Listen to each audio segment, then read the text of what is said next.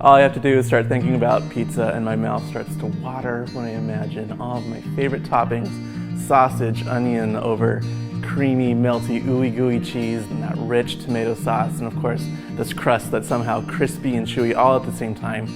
I could eat a whole pizza right now. I love this best ever pizza crust recipe. It's so simple, it's easy to make, you don't have to have a lot of experience with bread or dough to make a great pizza crust.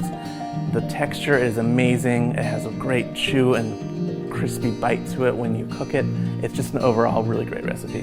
When I was playing with this dough from the beginning, I experimented with all different types of flours. I used bread flour, I used all-purpose flour, and then I discovered Italian 00 flour. And the use of the 00 flour really made this dough silky and smooth. The texture was noticeably different. And when it bakes up, when you cook it, you still have that chew that you come to expect from a pizza crust, but it's a finer crumb, and it's definitely a unique texture. Using all-purpose flour is a perfectly viable substitute. It still makes a really great dough. You can also try substituting 1/4 cup or 1/2 cup of whole wheat flour for some of the AP flour or the 00 flour for a more rustic crust. Another reason I really enjoy this best ever pizza dough recipe is because it's so easy to customize to flavors that you enjoy.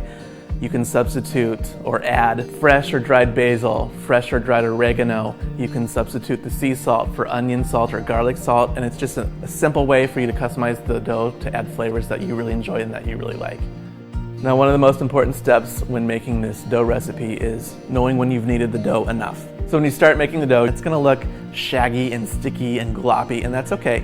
You just keep adding the flour a little bit at a time until the dough comes together. And then once you turn it out onto the surface and keep kneading it, that's when it's really gonna come together and start developing this smooth, elastic dough. And I find that it really is hard to over-knead your dough. So I really like to get in there and I really like to work it. And you'll notice that the dough texture takes on a completely different look and feel when it's been kneaded enough. And one of the things that I use to tell when I've kneaded it enough is when I roll it into a little ball right before I put it in the bowl to rise. And when I'm developing the tension on the surface of the ball, if it's smooth, there's no dimples, there's no tearing of the dough, that's an indicator to me that I know that I've kneaded the dough enough.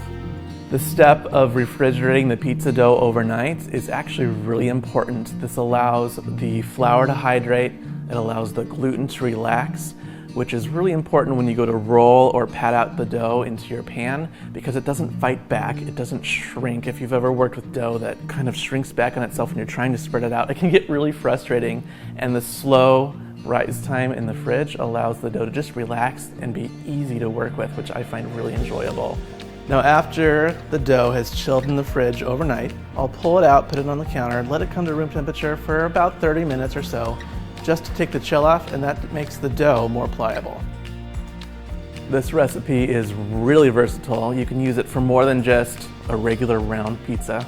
You can form it into a deep dish cast iron skillet for a Chicago style deep dish pizza.